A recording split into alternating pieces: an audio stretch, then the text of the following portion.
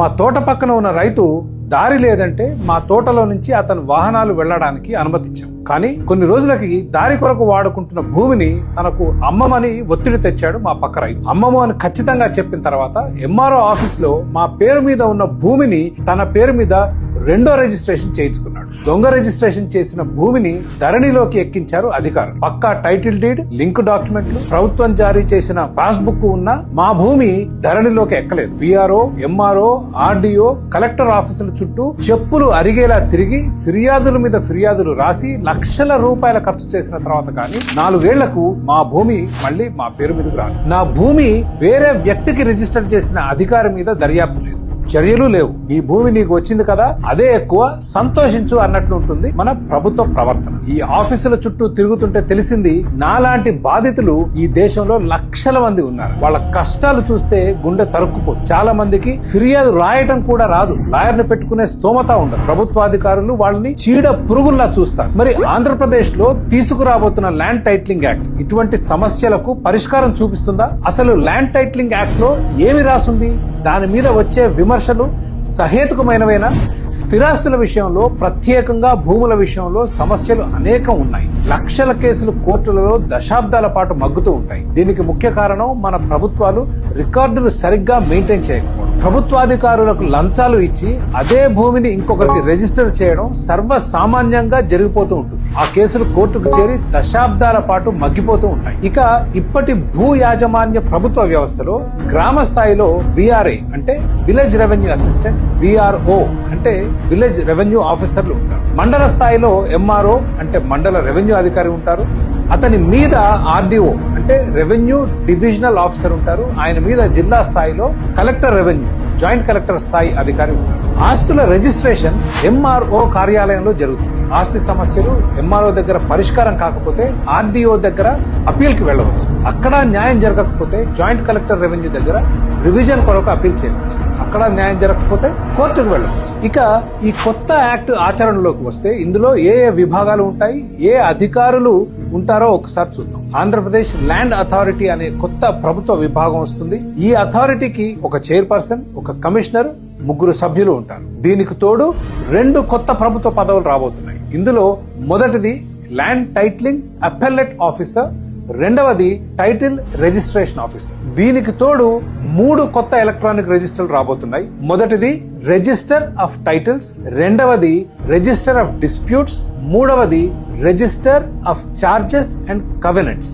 ఇక ఈ యాక్ట్ అమల్లోకి వస్తే ఏమి జరగబోతుంది? టైటిల్ రిజిస్ట్రేషన్ ఆఫీసర్ సంపూర్ణ సర్వే నిర్వహించి ఎటువంటి వివాదాలు లేకుండా కాగితాలు అన్ని సక్రమంగా ఉన్న భూములను రిజిస్టర్ ఆఫ్ టైటిల్స్ అనే ఎలక్ట్రానిక్ రిజిస్టర్ లోకి ఎక్కిస్తారు. అంతేకాకుండా కొత్త భూమి రిజిస్ట్రేషన్ కూడా రిజిస్టర్ ఆఫ్ టైటిల్స్ లో నమోదు చేస్తారు. భూమి అమ్ముకున్నప్పుడు అమ్మేవారి, కొనేవారి బయోమెట్రిక్ వేలిముద్రలతోనే యాజమాన్య హక్కుల బదిలీ సాధ్యపడుతుంది. ఇక వివాదాలలో ఉన్న భూములను రిజిస్టర్ ఆఫ్ డిస్ప్యూట్స్ లోకి ఎక్కిస్తారు. భూ వివాదాలను ల్యాండ్ టైటిలింగ్ అపెల్లెట్ ఆఫీసర్ పరిష్కరిస్తారు. ఆయన పరిష్కారం ఆమోదయోగ్యం కాకపోతే బాధితులు కోర్టుకు వెళ్లవచ్చు. బ్యాంకు దగ్గర భూమి తనఖా పెట్టిన వివరాలు, భూ వినియోగానికి సంబంధించిన వివరాల వంటివి రిజిస్టర్ ఆఫ్ చార్జెస్ అండ్ కవెనెంట్స్ లో నమోదు చేయాలి. ఇక ఈ యాక్ట్ లో ప్రధానంగా 2 అభ్యంతరకరమైన అంశాలు ఉన్నాయి. మొదటిది టైటిల్ ఆఫ్ రిజిస్టర్స్ లో ఆస్తి వివరాలు నమోదు అయిన 2 సంవత్సరాలకి ఆస్తి మీద సంపూర్ణ హక్కులు ఆ భూ యజమానికి దక్కుతాయి.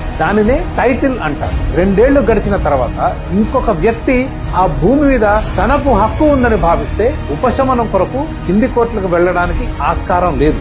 నేరుగా హైకోర్టుకు వెళ్లాలి. ఇక్కడే ఈ బిల్లు ఒక్కబోర్లా పట్టింది. హైకోర్టులో కేసు వాదించడం చాలా ఖర్చుతో కూడుకున్న పని. అంతేకాకుండా హైకోర్టు కింది కోర్టులు కేసుకు సంబంధించిన విధి విధానాలు పాటించాయా లేదా అనే చూస్తాయి, కానీ సాధారణంగా కేసు లోతుల్లోకి పోవు. కాబట్టి భూ వివాదాలు కింది కోర్టులకు పోకుండా అడ్డుకోవడం కన్నా తీర్పులు త్వరగా వచ్చేట్టు చూస్తే చాలా సమస్యలు పరిష్కారం లేని పక్షంలో సామాన్యులకు చాలా కష్టం. ఇక రెండవ అభ్యంతరకరమైన రిజిస్టర్ ఆఫ్ డిస్ప్యూట్స్. ఇది ప్రభుత్వాధికారుల చేతిలో బ్రహ్మాస్త్రం అయ్యే ప్రమాదం. మీ ఆస్తిని ఒక ప్రభుత్వాధికారి ఈ రిజిస్టర్ లోకి ఎక్కిస్తే ఖేల్ ఖతం, మీ ఆస్తి లిటిగేషన్ లోకి వెళ్లిపోతుంది. మీరు మీ భూమి అమ్ముకోలేదు. అయితే ఇది ఎంత స్థాయిలో హాని చేస్తుంది అనేది పూర్తి విధి విధానాలు వచ్చిన తర్వాత చెప్పగలం. కోర్టు ఆర్డర్ ఉంటేనే ఈ రిజిస్టర్ ఆఫ్ డిస్ప్యూట్స్ లో ఆస్తి వివరాలు నమోదు చేస్తారు అని అని అంటే ప్రజలలో ఉన్న అపోహలు కొంత తొలగిపోయే అవకాశం. ఇక ఈ యాక్ట్ ద్వారా కొత్తగా వచ్చే పదవుల విషయానికి వస్తే టైటిల్ రిజిస్ట్రేషన్ ఆఫీసర్ పదవికి ఇప్పుడున్న మండల్ రెవెన్యూ ఆఫీసర్ పదవికి పెద్ద తేడా కనిపిస్తుంది. ఇద్దరి బాధ్యత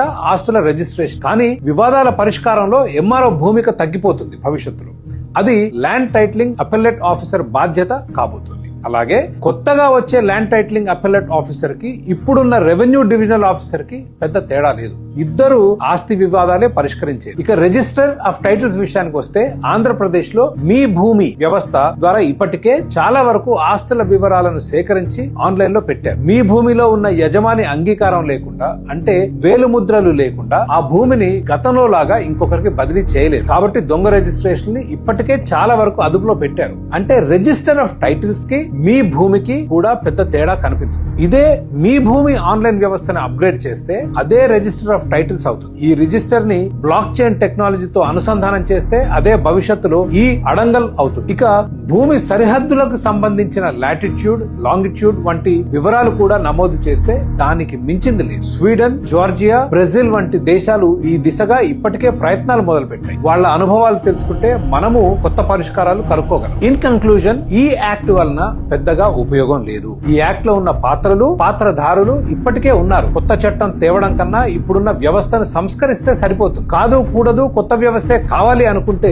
కింది కోర్టుకు పోకుండా అడ్డుకునే సెక్షన్ ఒకటి తప్పనిసరిగా తొలగించాలి. అట్లాగే రిజిస్టర్ ఆఫ్ డిస్ప్యూట్స్ లో ప్రభుత్వాధికారుల జోక్యం లేకుండా చూడాలి. కోర్టు నుంచి ఉత్తర్వులు తెస్తేనే ఏదైనా ఆస్తిని ఈ డిస్ప్యూట్స్ రిజిస్టర్ లో నమోదు చేయాలి. లేకపోతే అధికారులు, వాళ్ళని ఆడించే బడా చోటా నాయకులు ప్రజల ఆస్తులని లిటిగేషన్ లో పెట్టి నరకం చూపిస్తారు. చివరగా కేవలం భూ రిజిస్ట్రేషన్లు, భూ వివాదాలకు ప్రత్యేక ప్రభుత్వ విభాగం పెట్టాలి అని అనుకుంటే ఉన్న ఉద్యోగుల్నే బదిలీ చేసి ఉపయోగించుకుంటే ఖజానా మీద, ప్రజల మీద భారం పడకుండా ఉంటుంది. ఇక చివరిగా ఉన్న వ్యవస్థని పని చేయించలేని ప్రభుత్వాలు మళ్ళీ ఒక కొత్త వ్యవస్థను తెచ్చి సమస్యలన్నీ తీరుస్తాయా? ఇక ఎంఆర్ఓ, ఆర్డీఓ, జాయింట్ కలెక్టర్లకి ఇప్పటికే ఉన్న మ్యాజిస్టీరియల్ పవర్స్ ఉపయోగించి వాళ్ళ దగ్గర పేరుకుపోయిన లక్షలాది ఆస్తి వివాదాలను పరిష్కరించకుండా ఎవరు ఆపారు? ఇదే ఆఫీసర్లు కొత్త చట్టం, కొత్త పేర్లతో, కొత్త అధికారాలతో వచ్చి పరిష్కరిస్తారంటే ఎట్లా నమ్మగలం? ఇప్పుడున్న లక్షలాది పెండింగ్ కేసులను పరిష్కరించకుండా ఏ చట్టాలు అడ్డుపడ్డాయి? ఈ కొత్త చట్టం పాత పెండింగ్ కేసులు, కొత్త పాతల మధ్య మళ్లీ లిటిగేషన్లు సృష్టిస్తుందే తప్ప ఈ కొత్త సీసాలో పాత కల్తీ సారా సాధించేదేమీ పెద్దగా ఉండదు. కాబట్టి ఉన్న వ్యవస్థను సంస్కరిస్తూ,